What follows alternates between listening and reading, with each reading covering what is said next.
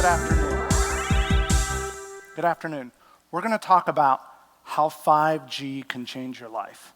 And I know you're saying when I say that, it sounds like I'm exaggerating or maybe it's hyperbole, but I truly believe it. And it's not like when I was a kid, they promised me flying cars, and they're still not here, right?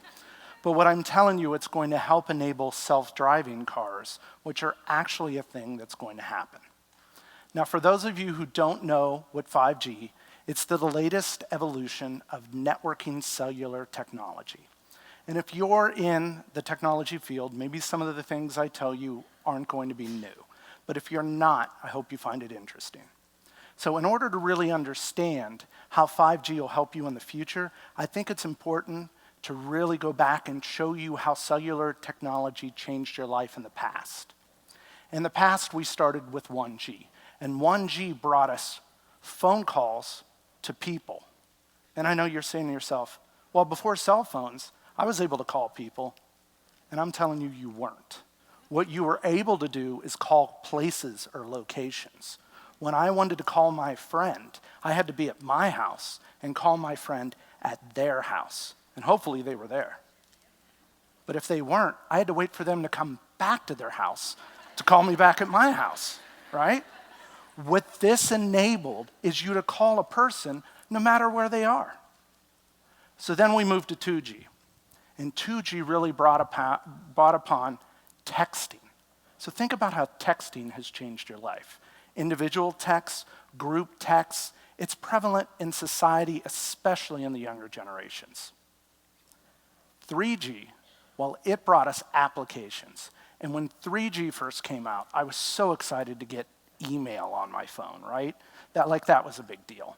It's table stakes now. Look at all the applications that you use on a daily basis that changed your life. Something as simple as GPS or a mapping application that I never have to get directions again and stop at a gas station, which I never did. But if I had to, I don't anymore. Or just social media. Think about how social media has really benefited from applications on smartphones. And that really brings us to 4G. Now, 4G really drove video. And more than just video from streaming of YouTube or streaming of all the different video services that are out there, it's video chat as well. So my mother, who lives 180 miles away, can video chat with her grandkids no matter where they are. Now, if I would have told you this about 20 years ago, you would have thought that was science fiction. So this brings us to 5G. In the limited amount of time, I can't go over everything that 5G is going to cover, but I'm going to talk about two things. I'm going to talk about speed and latency. Now, speed is the sexy one.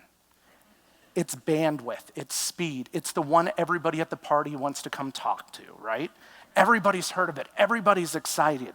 More speed. And to kind of give you an idea what 5G is going to do is the average home internet is around 30 megabits. 5G is gigabit speed, which is 1,000 megabits. So on average, if it takes you maybe up to 10 minutes to download a movie at home, with 5G, it could take only a few seconds. But we're really going to talk about low latency. And this is speed's bookish friend that nobody wants to talk to at the party, but that's okay. This is where all the real work gets done, all right? And so for those of you who don't know what latency is, it's a delay in a network. So the best example I can give the most to you, if you play video games and you have a controller and you press the A button, the delay or time it takes from you pressing the A button to changes happening in the video game is the delay or the latency. The lower, the better. The lower, the more real time. So case in point, it will help enable smart cars, self-driving cars. So imagine all of us here have our own self-driving car, and we're all on our car on the highway, and my car happens to be in the front. And it notices something in the road where it automatically slows down. And it instantaneously, with no delay, lets all the other cars around it know it's slowing down to prevent traffic jams and to help prevent accidents.